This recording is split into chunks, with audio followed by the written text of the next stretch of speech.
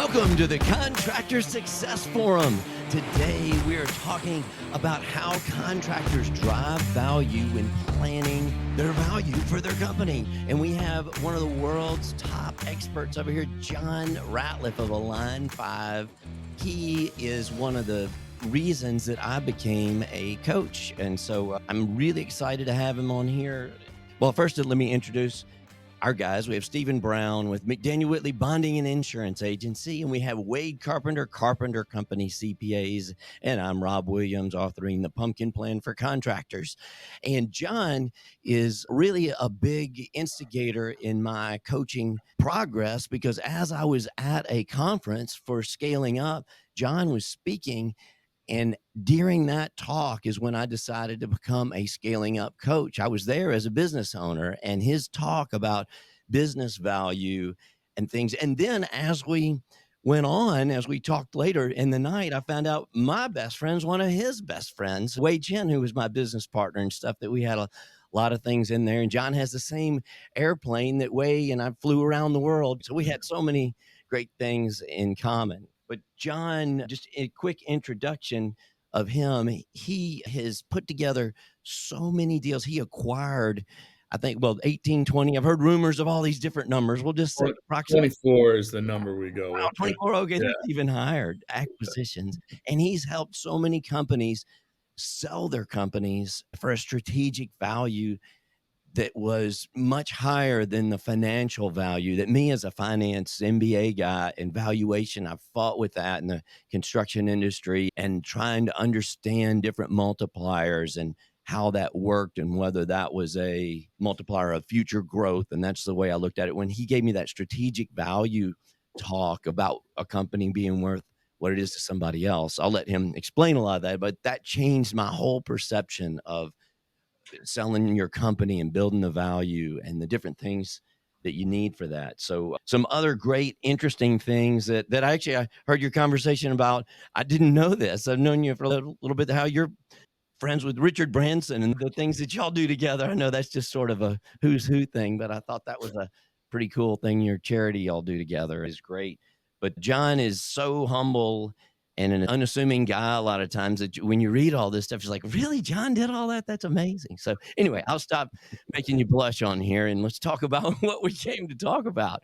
Don't worry, Rob. I read it sometimes too, and I look and I go, yeah, that can't be right. So yeah, you're on that. Yeah, and he sold his company for a really high value as well compared to his industry. That was one of the main points I left off. So yeah, we actually exited. We had a call center company. We had a lot of contractors as clients, actually, and both residential and commercial. And we exited that business for about a little over 4 times the industry average multiple. So it's amazing. Close to 450% above industry average, which is I've got lots of rants and lots of like hot button issues, and the whole industry average thing, we could probably start right there. And it's probably a great way to set the stage for today. Yeah. And let me know if I jumped in too soon, but no, I mean, John, it's important for our listeners to know that this podcast today is specifically addressing everything we've talked about for the last year.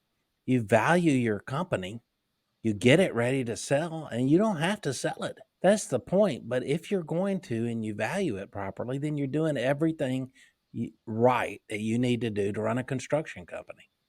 Yeah, and the beauty of that is a lot of times there's trade-offs, right? If you're going to get an asset ready to do X, then you got to trade off some Y. If you're going to, I don't have a good example, but a lot of times you have to pick one or the other. What's great about getting ready to sell a company or drive the value of a company, all the things that drive value for the entrepreneur are things that you'd want to have in place anyway. And we're going to use as many contractor analogies as we can today. That's the whole concept of, you're going to sell your home, and what do you do in the 6 months leading up to sell the house? You run around. I'm doing it literally right now. We're putting our primary residence on the market in the next 2 or 3 weeks. We just put $30,000 into the pool and $50,000 into repainting and fixing the roof. And our house will be in the best condition it's ever going to be in the day it goes to market. And the sad part is we should have done all that 2, 3, 5 years ago to enjoy it while we still owned it. It's the same thing with the company. All the things that get it really sale ready and dot the I's and cross the T's and put the new stuff in for the pool are the things that would make the entrepreneur's life better while they own the company. So there's no downside to getting a business ready. And you never know what life's going to bring, right? We joke in M&A, there's the 6 Ds, there's disease and death and divorce and disenchantment and disillusion, I think is one. There's 6 of them. Yeah. But you never know when one of those I things is going think to come along. dumbass. Is that dumbass? Is that one? Dumbass. Yeah, that's mine. That's the hidden 7th D for me, dumbass. Yeah. But you never know when one of those things is going to happen. So you should always be ready anyway. But again, the number one value driver, and we talk about risk, and the more you can do to take risk out of an equation, the higher the value of that equation. And the biggest risk in any business is being completely dependent on one person. And in many cases, that one person is the entrepreneur. Well, why build a business? Why build an asset and try and create value in an asset where if you go away, all the value goes away? So all the work that you do to get a business ready for the sale or for exit or to build value, call it whatever you want, is the same stuff you would do if an entrepreneur wants to be able to work 40 hours a week instead of the 80 that most of your listeners are probably working today. Or what if it's 25 hours a week? Or what if I could take 3 months off in the summer? Or whatever that looks like. And I think a lot of times we get caught in this idea, and it goes back to the industry average thing. We get caught in this idea that, well, I'm in the blank industry, therefore I have to do X, Y, and Z. That's just how it is. And that's how my industry works. And that's what companies in my industry are worth. And we get into this groupthink mentality, but you look at the best companies in the world around strategy, they do it different than their peers. Southwest Airlines, you can't book a seat in advance. You show up and you get in a line with a bunch of other people and they shove you on the airplane. That's not just to be annoying. There's a reason behind that strategy, and it's different than all the other airlines. And it's one of the reasons that Southwest was profitable when a lot of other airlines struggled. And there's lots of other underlying reasons. But I'm a strategy guy at heart, and I really believe to differentiate your strategy, you have to think differently than your peers. So I guess my challenge for your listeners, and Rob, you as a scaling up coach for sure see this every day, is if you want to grow the value of the business and trade above the average for your industry, you have to think a little bit differently than some of your peers. And working 80 hours a week, yeah, it comes with some kind of badge of honor and against all odds and Superman and all those things, but it doesn't have to be that way. Yeah. And the less that it's that way, the more your business can be in service to you as opposed to the other way around. Yeah. Yeah. We talk about that in my book, the martyrdom that the Yeah. contractors did, especially we talk about the Marlboro Man back in when I grew up in the 70s and the 80s. And if you're not there before daylight, what's the matter? And you stay until after daylight, whether you're just sitting there drinking beer or whatever, but you're there, you don't go home. You've got this martyr effect that Yeah. you're not supposed to enjoy life. And by the way, I speak from experience and pain. And that's where all my kind of knowledge comes from. I started a call center business 24 hours a day, 7 days a week, 365 days a year. And in the beginning, I was the only employee. I lived in an apartment with a giant buzzer next to my bed. And when the phone rang at 4 o'clock in the morning, this buzzer would go off, waking me up, pissing off all of my neighbors. And I would get up and answer the phone until I could afford people to be there to do it. And by the time I exited that business, we had 650 employees. We exited for 4.5 to 5 times the industry average multiple in the call center space. And I was working 15, 20 hours a week and just working on strategy. So I have run the gamut from burned out, sleep deprived, martyr, the whole 9 yards, all the way through to see, hey, there may be a better way. So this isn't a platitude and I'm up on the hill saying do this, do that. This is, I made every mistake there was to make probably a dozen times, went through the pain, but then saw a better way. And I always like to share kind of that better way. And someone did that for me. Someone came along at the 7-year mark and said, this is where the dumbass part comes in. Hey, dumbass, you don't need to work 80 hours a week to make this business a success. There's other ways. And someone pulled that curtain back. And in that moment, I shifted my philosophy, and it took 9, 10 more years to sell the business. But in those next 10 years, my quality of life exponentially improved. Oh. And I agree. You guys are talking about that. It's a really important subject. You just kind of led right into one question I was going to ask, because I remember very vividly, probably 3 or 4 years ago, I was teaching a class of contractors about valuation, and we were talking about what it would be worth and things like that. And one guy stood up and said, my construction company is worth nothing because it's all dependent on me and everything in my head. I turned around and said, well, you're absolutely right if you run it that way. So Yeah. what would you say to all the contractors out there that are essentially, it's all dependent on them? I think you hit the nail on the head, Wade, with that question and that sharing the story of that experience. The first thing you have to do is shift your mindset. So if your mindset is, well, it's worth nothing because it depends on me and that's just how it's done, you're never going to get, I don't think you're going to get past that. So step one is just open your mind to the idea that maybe there's a better way. And there's lots of relative examples in your space where entrepreneurs have gone on to create large companies that operate independently of them. You guys know them and can find them. So step one is to separate yourself from the idea that you have to be the hero every day or this thing falls apart. This doesn't mean just stop showing up for work tomorrow. There's a lot of work that has to happen between it's all dependent on me and the business runs by itself. And no, that's going to be a continuum. It might be 2 years, it might be 3 years, it might be 5 years. If you accelerate it, you might be able to accomplish it in a year, but it doesn't happen overnight, and it doesn't happen by accident. And it certainly doesn't happen without a lot of effort on your behalf. But would you rather put an hour into doing it the way you've been doing it, knowing that you're not creating value?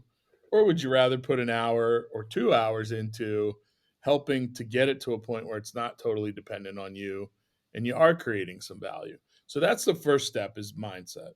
And then the second step, I think you look at all the activities that you're doing on a day in and day out basis, and you start to ask the simple question, who else might be able to do this or that?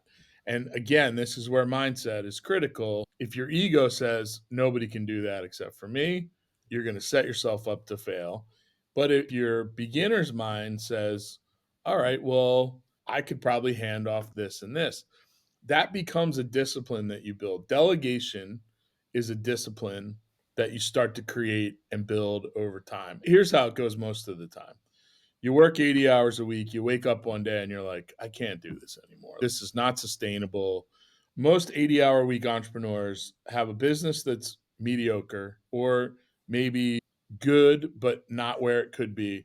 But they've got a family life that's a disaster. They have a personal life that's a disaster. They have depression and anxiety. And statistics say 70% of your listeners, if they're entrepreneurs, are suffering from depression, anxiety, family issues, drinking problems, runs the gamut. And I know at least a few people listening probably are in that boat. So 80 hours a week, you wake up one day, I can't do this anymore.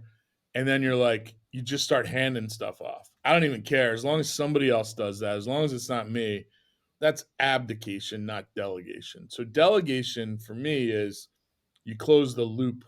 So if I'm going to, let's just pick one that's probably a bugaboo for everybody, estimating and trying to win new business, right? How many of your clients love that job? Right. So I'm going to hand off the first stage of estimating. And I'm 80 hours a week and I'm totally wiped out. Joe, you do it. I can't do it anymore. But there's no systems, there's no process, there's no accountability, there's no closing the loop. 4 months later, we realized that Joe doesn't even know how to do estimating, and we're not winning any new business. And the 4 jobs that we're working on now, we're losing money on 3 of them because the estimates were wrong. And that's abdication. So the second step in all this is you look at all those to-dos and all those tasks and all those things. You probably should pick the ones that drain your energy the most. That's a great place to start because you've got stuff you like and you've got stuff you don't like. So Find the ones that really are draining your energy, and then create a system to give that to somebody else. And a system is, this is how we do it here. It's not, hey, I can't do this anymore because I'm burned out and I'm fried. You do it. It's first you do this, then you do this, then you do this. So as you make that transition from 80 hours a week and it's all in my head and no one can do it but me, you're still going to do all that.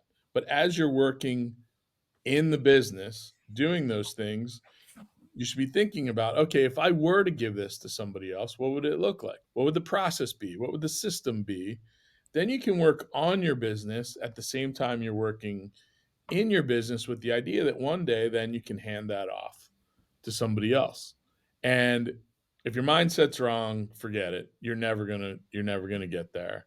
If you're burned out to the point where you just can't do it anymore and you give it away, you're not gonna get there. But if you're really thoughtful about, okay, how do I replicate myself in this business? What if I had 5 of me?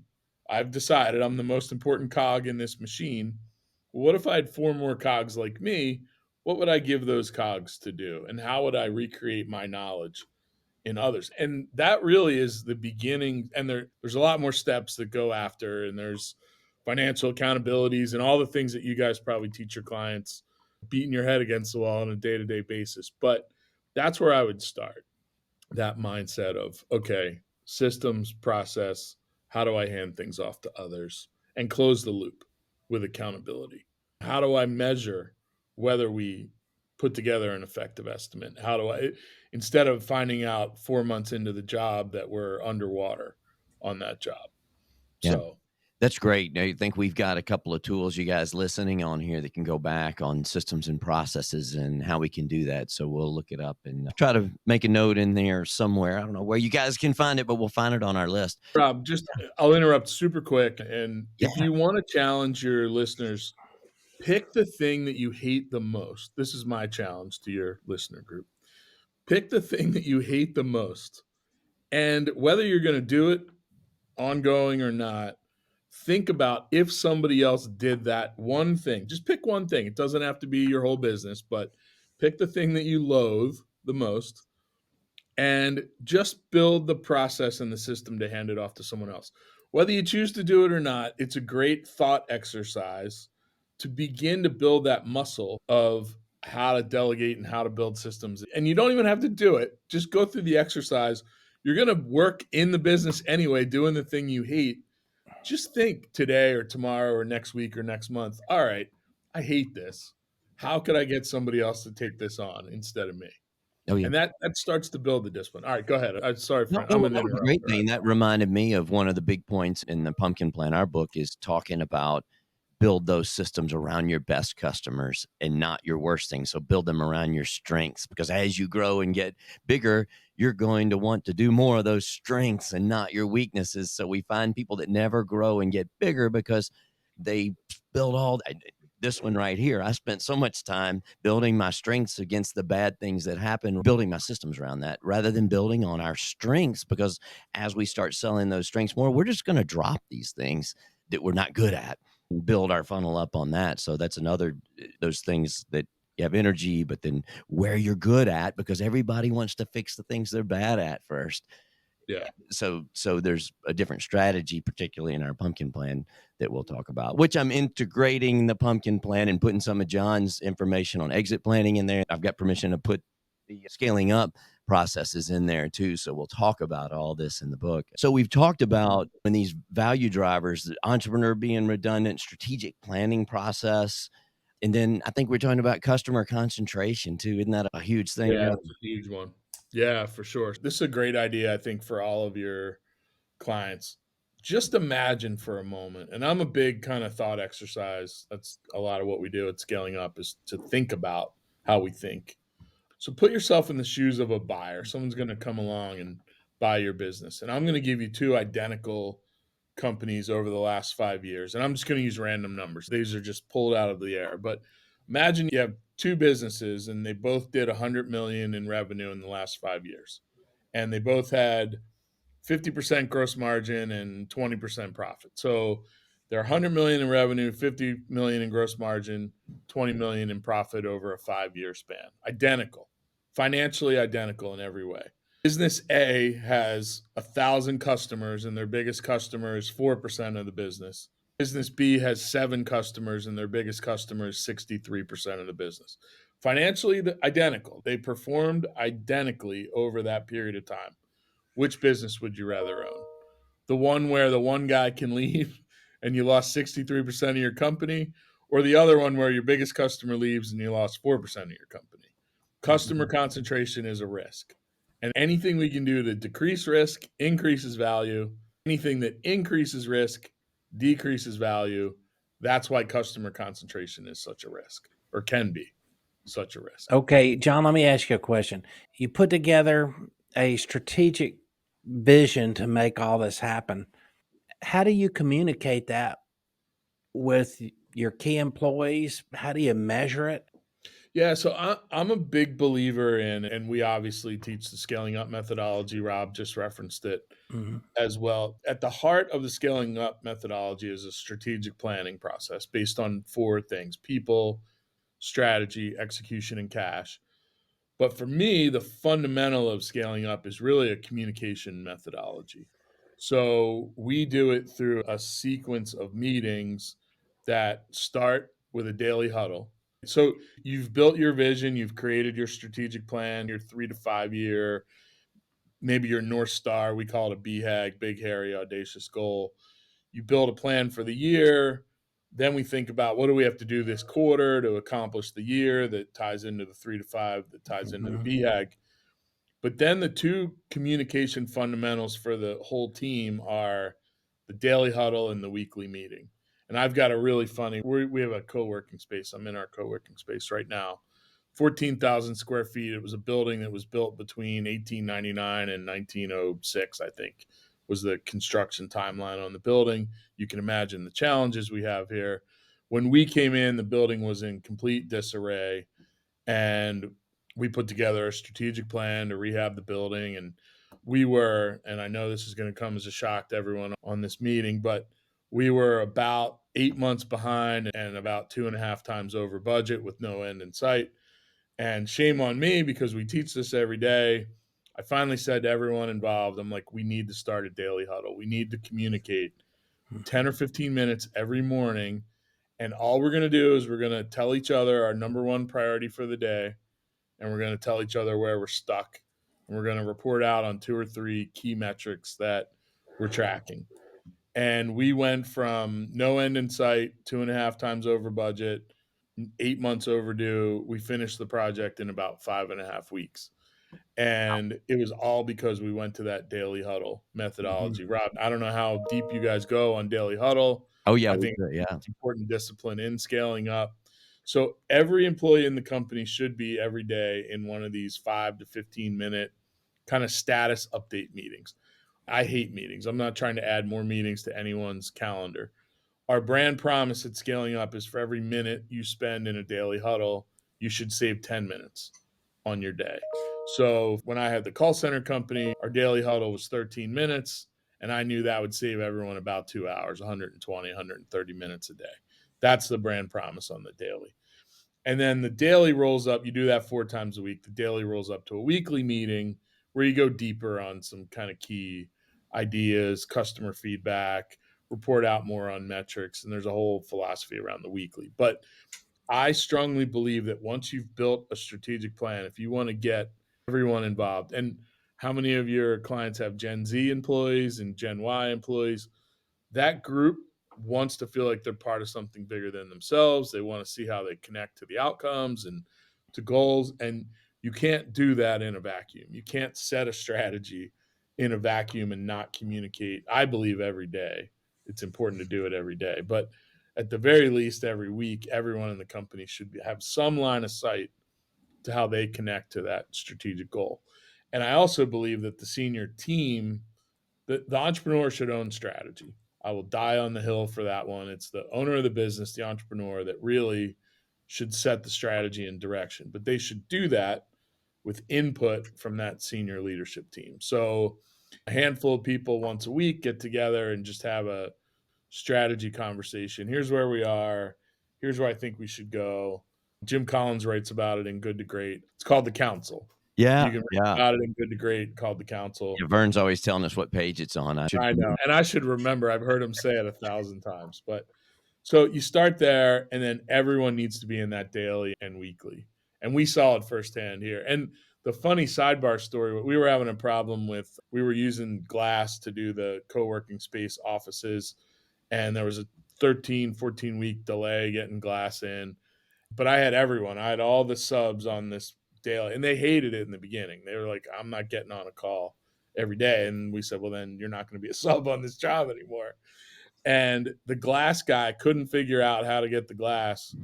And we literally had the plumbing contractor on a daily huddle. And he's like, well, couldn't you use a shower door in this one instance instead of specialty glass that you're ordering? And within 48 hours from a local supply store, we had 3 shower doors that solved this whole problem that had been holding us up for 12 weeks. So it's the collective intelligence of the group as well that's powerful. So that's how we communicate. And I think that strategy works really well. That's great. So let's keep going down our list. I know this is going to be a little bit longer episode than most of them, but I think it's worth it, guys. So we just talked about customer concentration, recurring and predictable revenue. How is that when you're marketing these companies? Yeah, so I'll give you those 2 companies again. They're both 100 million, 50 million margin, 20 million profit. And company A, the one that has the really diverse customer base, over the last 5 years, their revenue went 15 million, 18 million, 21, 23, 25. That probably doesn't add up to 100, but let's just all assume that it does. And the other one went 8 million, 31 million, 17 million, 21 million, 9 million. Again, let's assume that adds up to 100. Which one would you rather own? You want the predictable, consistent revenue. And the way to get predictable, consistent revenue is to find recurring revenue sources. And in your industry, that could be service contracts after the sale. That could be, there's some ways to build in. I know it's hard when you're in a business that does a lot of project based work to get recurring revenue, but predictable revenue is probably in your industry as important as recurring revenue in most. Yeah. Steve, would So, you compare that to your backlog ratio that you talk about you need? yeah, I think it comes down to predictability for me. Yeah. So, and again, that's probably more of a Wade question. You obviously do the books for lots of these organizations, and you probably see both sides of that coin. And by the way, it goes back to risk. It's less risky to have predictability. It also makes you sleep better at night if you're not worried about where the next payroll is going to come from. And if we don't land this project, we're going to be out of cash. And that creates a lot of stress on the entrepreneur as opposed to predictable and consistent. Yeah, one question I had dealing with all these companies that you've worked with, what are some of the mistakes they make when they're trying to prepare a company for sale or exit? All right. The biggest mistake is assuming ahead of time what their business is worth. And we see that whether you hire experts to help. I had this conversation, sadly, with someone in the UK last night, and their advisors decided way ahead of time what they were worth. They're leaving a lot on the table because of that. So that's number one, assuming what you're worth. Number two, and this is probably 1A, someone comes along one day and says, hey, we're interested in buying your company. Have you ever thought about that? No, I haven't thought about that. Let's talk about it. You're not ready. Your books are a mess. Your systems and process are either non-existent or a mess. Your senior team is not aligned. And you engage this one prospective buyer who builds this really rosy story about how much they're going to pay and what your life's going to be like after the sale. And you get all excited and there's no other buyers around. And as soon as that buyer knows, and by the way, the buyers have gotten incredibly sophisticated. Private equity has really driven sophistication among buyers to astronomical levels. So, good private equity firm might do 50 or 60 transactions in a year, and an entrepreneur might do 1 or 2 in a lifetime. So, it's a complete mismatch of capabilities. They engage with one buyer and they get down the road and they've already committed, wow, yeah, I'm going to buy a boat. I'm going to get a vacation house. I'm not going to work 80 hours a week anymore. And then the buyer knows they have all the leverage and they pull the rug out. at the 11th hour. Mm-hmm. I can't get into a lot of the specifics, but the call that I had last night was they had an offer for 32.5 million pounds, and the buyer knew they had all the leverage. They're supposed to close next week, and a letter came through over the weekend, Easter weekend, by the way, where they knew that they'd be with family talking about the transaction. There's such a psychology to buyers, and the offer was still 32 million pounds, 32.5, but instead of 100% cash at close, it was 15 million pounds at close and 73 hoops to jump through to get to the 32.5 million pounds at the end. Had they had a slate of buyers and run a proper process and done some different things, that would have been a different story. So it's not going into it, thinking it through in advance. It's reacting to someone that showed up. Those are probably there's 1,000 more mistakes. Those two are really, and trying to go it alone. You wouldn't represent yourself in court. You wouldn't represent yourself in a negotiation to buy a business without your accounting or legal, but somehow entrepreneurs think, well, I know everything there is to know about my business, so I'm going to represent myself when I sell it, and they just are getting slaughtered. It's like you got your grandfather's golf clubs out of the attic and you got to the first tee and there's Tiger Woods and Rory McIlroy, and who's going to win? That's literally what it's turned into. Yeah. So it's a very unlevel playing field in M&A.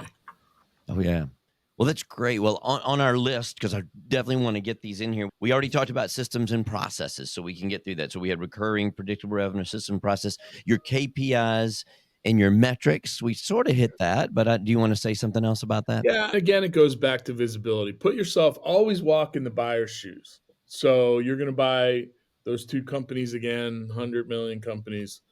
One of them has these robust dashboards, so you can, at a moment's notice, everything that's going on in the business.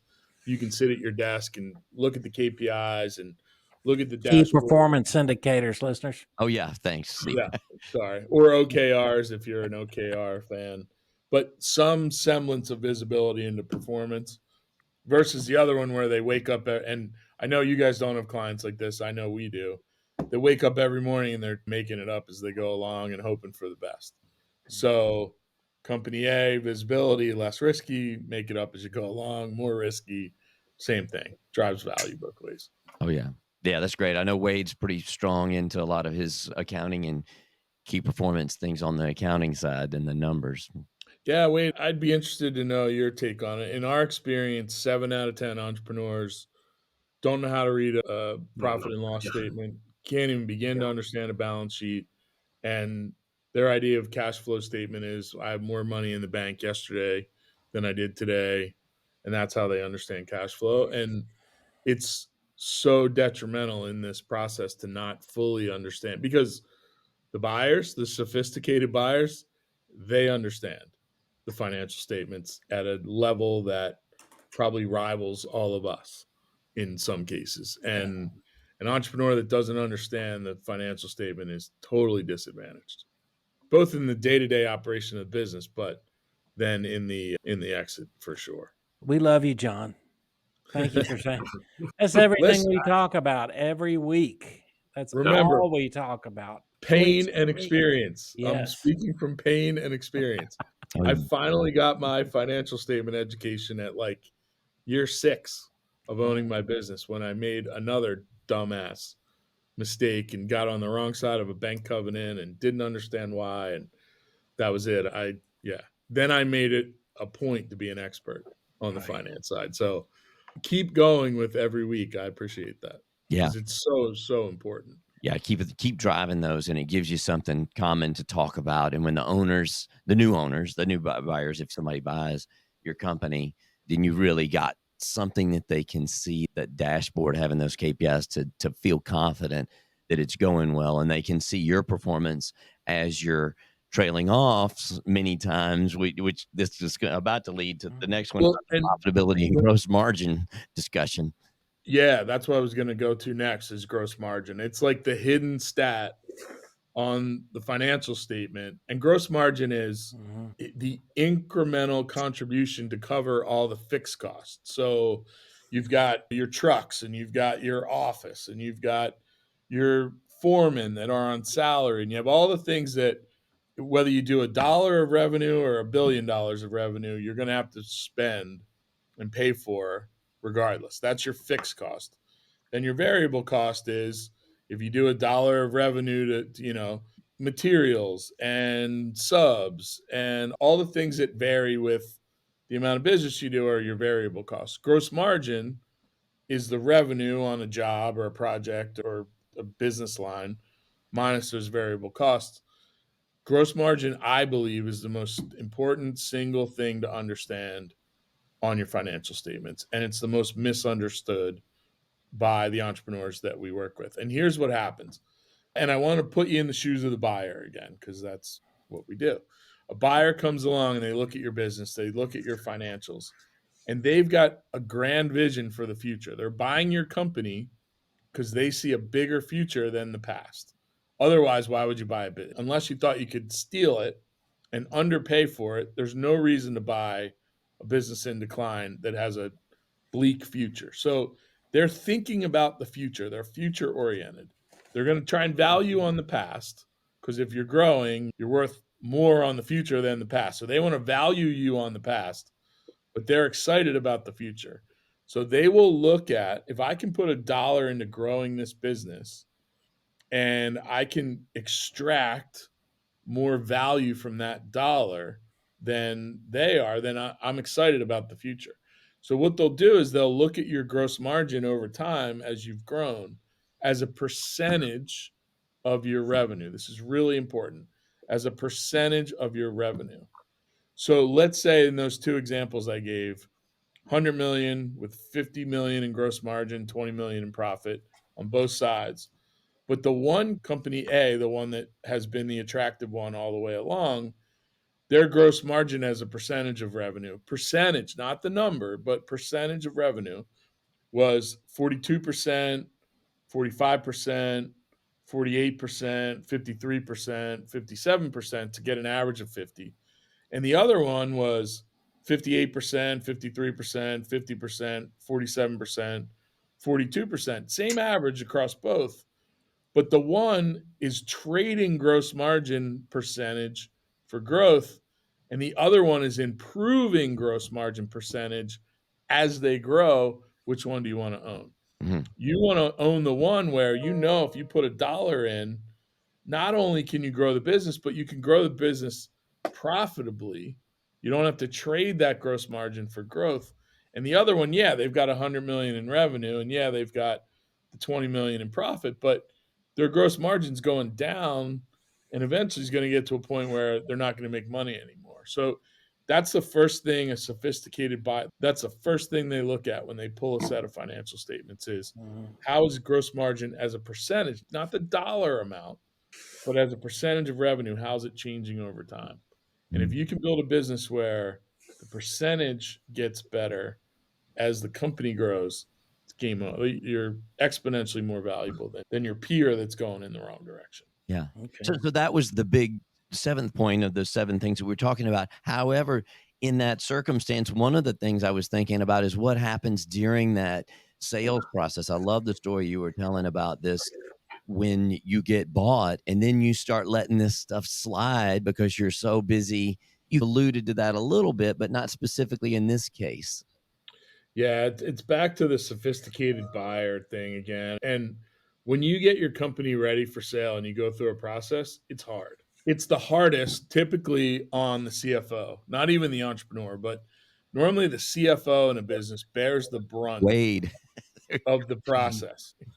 And the CFO oftentimes owns responsibility around protecting gross margin and profitability. So now you've got this individual that was probably already overworked in a lot of your client businesses. Now you're going to add this side project on their plate that's probably 40 hours a week in a complex process.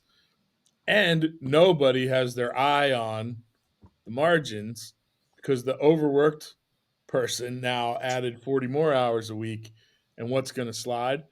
I can't tell you how many times we have a client, they go to market. I beg them, no matter what, don't miss your projections. Don't let your margins slide. Don't let your revenue slide. Don't let your profitability erode.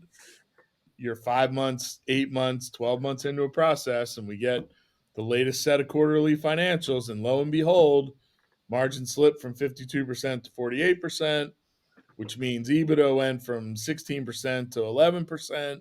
And all of a sudden, the buyer now has a thing to point to and go, sorry, can't pay you what we said we were going to pay you because you're not performing well. Meanwhile, they're looking at a 90-day slice of a business that might be 20 years old, but that's enough of a kind of in to say, all right, we're going to retrade the deal. We're going to lower our sale price. So if you get into a process, a couple things. One is really think about getting your CFO some outside help, especially if they're already overworked. A guy like Wade to sit side by side with the CFO and work through a process of going to market is invaluable. I don't care what you pay Wade, not having your margins erode during a process. It is the most important thing in the entire process is to keep the business healthy and growing. And 8 out of 10, it doesn't happen that way. And as an advisor, we beg our clients, please don't miss. I'm back in market with a client right now that had a big miss in the fourth quarter, and we had an unbelievably good offer because we did a good job. And the offer got pulled because the margins eroded in the fourth quarter. And now here we are, it's April. We had to finish 2022, recast all the numbers, and we're back in market again, which just is tragic. So, yeah, protect your margins in the process as much as you possibly can. Yeah. I can't let you get out of here without one of my favorite things is John has a program that he did with Joe Polish. And you talk about the Rembrandt in the attic. I can't have John Ratliff on here without talking about the Rembrandt in the attic. Yeah, I'll do it quick. Okay. So when you think about the value of your company, again, your company's worth what one buyer is willing to pay for it at one point in time. Every business has a financial value. So you can take the cash flow of a business, you can discount it over time and come up with a range of financial values for the business. That's like the foundation of the business. Then, if there are things that the business does over and above the foundation that somebody will value, and it might mean a different value for me than it means for Rob or Steven or Wade. If they'll value something over and above the cash flow, they may pay extra. They may pay above. So the example we give is imagine you're going to buy a home. I'm doing it right now. I'm listing my home for sale in the next few weeks, as we alluded to, and doesn't matter. Let's just say I'm going to list it for $1 million. So I'm going to list my home for sale for $1 million. The realtor thinks it's worth about that. The three of you are bidders. You think it's worth about $1 million. Rob, you love our kitchen. You might be willing to pay 1.05, right? Wade, you don't like the backyard. We don't have a nice backyard. You might be at 950,000. Steven, you're right down the middle at $1 million. So we have all set the market for the house. We all agree it's worth about $1 million within a range of 950 to 1.05. That's the industry average multiple for the house. That's what it should trade at. Now, you guys come and you want to see the house before you buy it, right? You're going to look around. So, Rob, you love the kitchen. You're at 1.05. Fine. Wade, you really don't like the backyard. Steven, you're right down the middle. But Wade, you happen to wander up into my attic just to see the HVAC system, right, that's up there. And you notice hidden behind this wall in the attic is an original Rembrandt. And from your art history class in college, that Rembrandt's worth about 20 million bucks. Now, I don't know that it's there because I bought the house from someone else that didn't know that it was there. I never wandered up in that attic to see it. Rob, you don't know it's there. Steven, you don't know it's there. Who's going to be the winning bidder for the house? Who's going to outbid Wade for this house? Would you pay $2 million for it? Would you pay $5 million for it? There's a $20 million Rembrandt in the attic. Of course, you'd pay $19 million for it. And it's only worth $1 million, right? We've all set the market at $1 million. Every single one of your clients has Rembrandts in their attic. The problem is, like me, the dumbass seller, I didn't know that it was up there because I never wandered up there to find it. Or I knew that it was up there, but I didn't realize it was a Rembrandt. I thought it was a leftover oil painting that they bought at a flea market that was worth $100. And Wade, because you took the time to go to art history class, that's no flea market painting. That's a $20 million Rembrandt. So shame on me for not knowing. I know that it's up there, but I don't know the value of it. The same thing applies in business. You all have clients that have these Rembrandts. Now, Rob, you might be a Renoir fan. You might hate Rembrandt. You might not be willing to pay for it. But Wade, Rembrandt's your favorite. You'd pay $19 million to get a $20 million Rembrandt and the house that comes with it. Oftentimes the Rembrandt is worth way more than the house that comes with it. But if you don't know that it's there as the seller, you're never going to extract the value. Savvy buyers are art historians. They know how to find Rembrandts in the attic. And it's your job as the entrepreneur, it's your job as advisors to help your clients find the Rembrandts in their attic. Yeah. They could be things like your customer list, or I have a buddy of mine, he's a contractor. All they do are renovations on McDonald's, Wendy's, Burger King, and a local convenience store called Wawa. But they are the best on the planet at renovating McDonald's. They don't do other fast food brands. They don't build residential houses. They don't do anything else. But they are the best in the world at McDonald's. That is a Rembrandt in their attic. And they had a buyer come along, and they ended up not selling, but they had a buyer come along and offer 5 times the industry average multiple for a commercial construction company, because these guys knew that if the fryer was off a 64th of an inch, you had to call the electrician back because the plug wasn't going to fit. And they knew if we do it this way, we can keep the drive-through open for the 7 weeks of construction, and all their peers have to shut the whole restaurant down while they build it. And the list is long, but that was a Rembrandt in their attic. And yeah, they were worth their financial value and their cash flow value. But this one buyer's like, we want to do business with McDonald's. We want that relationship. We want that knowledge. We're willing to pay 5 times the industry average multiple for a commercial construction contractor. So I don't want to hear, everybody tells me that's great, but not in my industry. That's not how it's done here. So I have a contractor example that I can say BS on that. It's every business. It's a creativity exercise. It's a discovery exercise. There are Rembrandts in every listener that's an entrepreneur. There are Rembrandts in your attic that you probably take for granted, think they're a flea market oil painting, or don't even know they're there. Yeah. All right, that's my rant on Rembrandts. Yeah. That's great, John. Yeah. So, Stephen, you were wanting to ask, like, when you start on this, didn't you? Yeah. Yeah. When do you start? Here's the thing. We talked earlier about you decide it's a good idea. Your mindset changes. And so now you're at a point you want to get started on this. What's the next step? Yeah. When do you start? How early do you start on this, John? So Wei Chen, obviously the late Wei Chen, sadly, was a close friend of both of ours. And there's an old Chinese proverb that I always get wrong, but the best day to plant an oak tree was 100 years ago, and the second best day is today. The earlier, the better. The adage is the day you start your company, you should have the exit strategy in mind. Whether you plan to exit or not, that's really important. This isn't you get forced into selling your company just because you go down the path. I believe that every responsible entrepreneur today, regardless of when their plans are or what their future looks like, should be thinking about their exit strategy. And they should be thinking about what's next, whether you're going to hand it off to family, whether you're going to sell it to your employees, whether you're going to sell it to a buyer, whatever it is, exit strategy should start today for everybody. So now I'll say it's never too late, but it's way harder for me as an M&A advisor to get someone that hasn't thought about it at all, and someone knocks on the door and says, hey, I want to buy your company. We have a whole lot of work to do to get them ready. And if they had just done that work in advance, when the knock on the door comes, A, we're going to get 4 or 5 more people to knock on the door. You never want a sole source buyer. But B, here you go. Here it's in a box. It's ready to go. Here's my audited financials. Here's my operations plan. Here's my strategic plan. Here's the dashboards and the KPIs and the systems. And here's the employment agreements. And this is my senior team. And if it's Swiss watch, we talked about it. In the beginning, if it's running like a Swiss watch and you've planned for that value creation, that exit, it's way easier to go through the process than if you're having to do it in the 11th hour. So today is the time to start. And I know that sounds like a cliche. No. It's today. Yeah. Great. Today. For everybody, whether you're ever going to exit or not.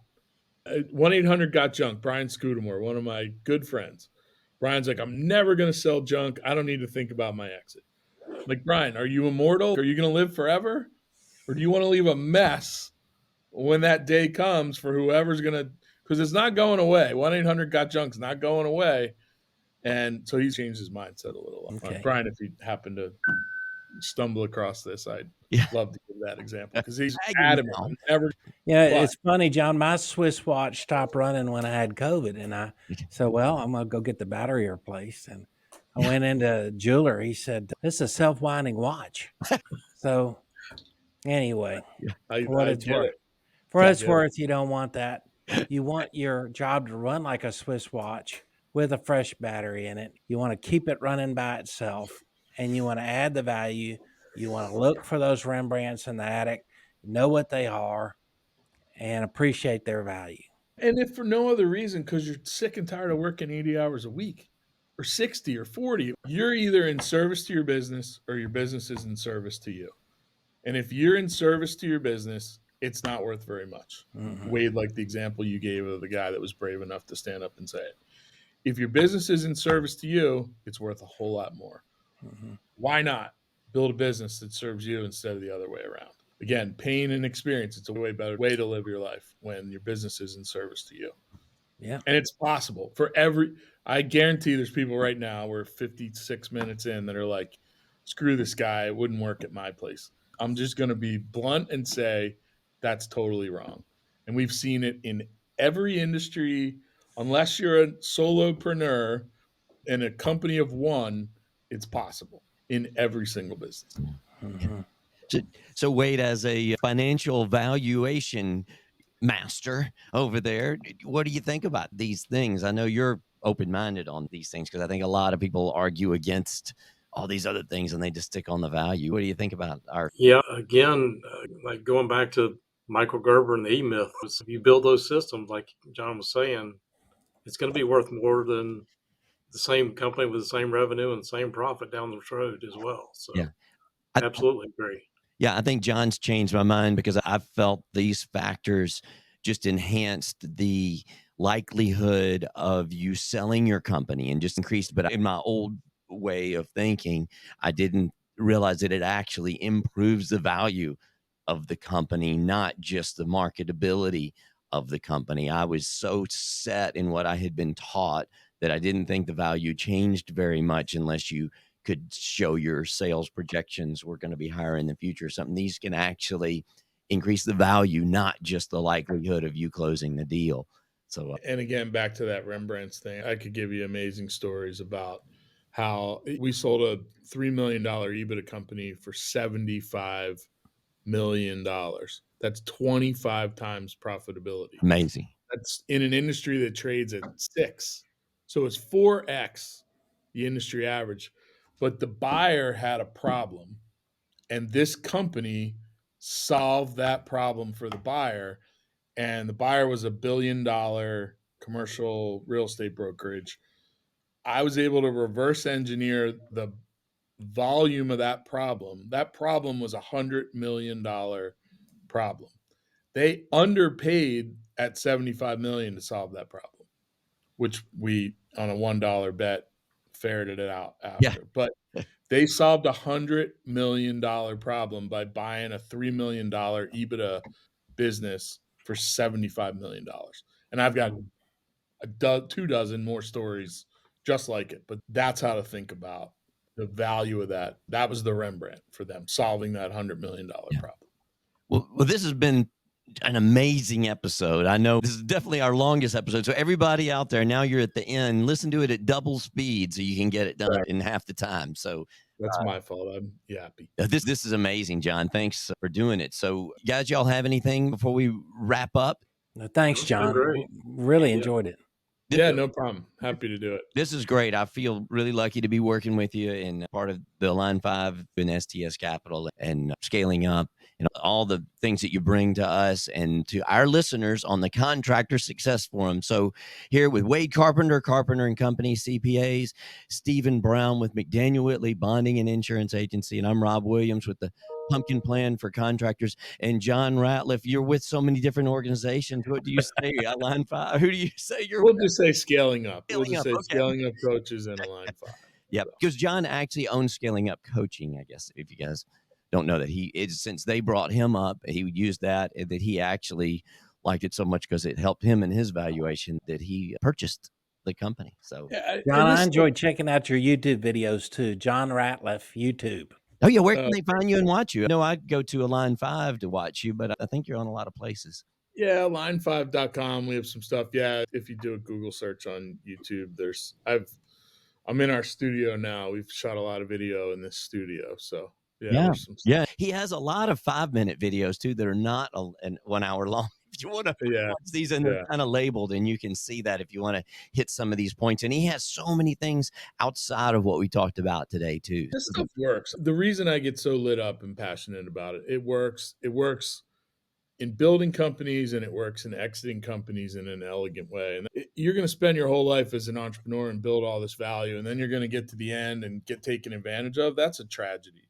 So if we can prevent one entrepreneur through our time together today from getting taken advantage of in the most important event for them and their family, the exit event where you build wealth, not income, then it's worth spending the time. And I believe you just have to touch one person and it's worth the time. Yeah. Well, that's amazing. Well, thanks a lot. And here from the Contractor Success Forum, like us, subscribe to us wherever you're watching or listening to this. And we appreciate you being here. Ask us questions, and we love to talk about what you want to know. So here we're adding value to your business at the Contractor Success Forum. Come back and watch us again. Thanks, guys.